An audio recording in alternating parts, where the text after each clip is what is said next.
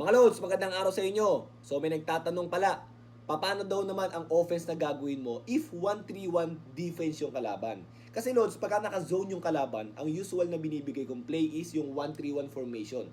Kasi kahit nasa 1-2-2 and 2-3 formation is nagiging effective siya eh. So Lods, paano kung naging 1-3-1 naman yung zone ng kalaban? Doon na medyo hindi nagiging effective yung 1-3-1 offense. Kasi meron ng tao doon sa bawat spot na pinaglalagyanan natin ng offense natin. So mga Lods, ang usual na ginagawa ko dito is 4 up. So papakita ko sa inyo, okay? So ito yung 1-3-1 defense mga Lods. So pag magko 4 up tayo, ang gagawin nyo lang is ganito. Yan. So dito pa ng Lods, nasa gap na tayo, okay? So nasa gap na tayo. So mag-iisip yan mga yan.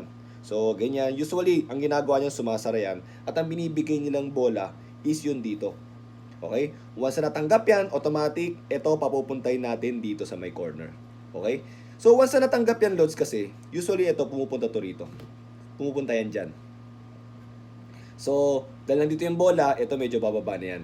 Ganyan naman talaga ang defense eh. So, habang nangyayari, ikaw pupunta ka dito. Okay?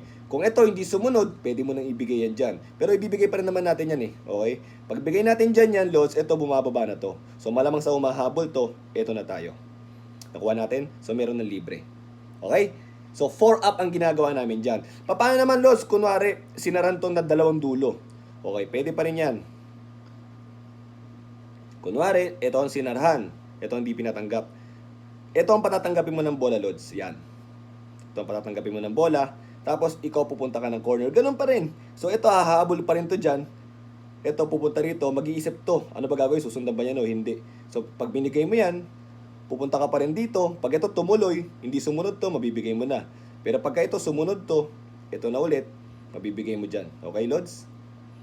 So ito, tatanungin mo, ba't hindi pumunta to ron? Ba't hindi gumanto rito? Kasi nga mga Lods, 1-3-1 zone nga yan eh. So kailangan, naiintindihan mo muna yung defense ng kalaban bago ka bumuo ng play kung paano babasagin yan. So ang ginagawa ko sa 1-3-1 defense, 4 up ang pinangka-counter ko ron. So mga Lods, sana meron kayo natutunan. Thank you!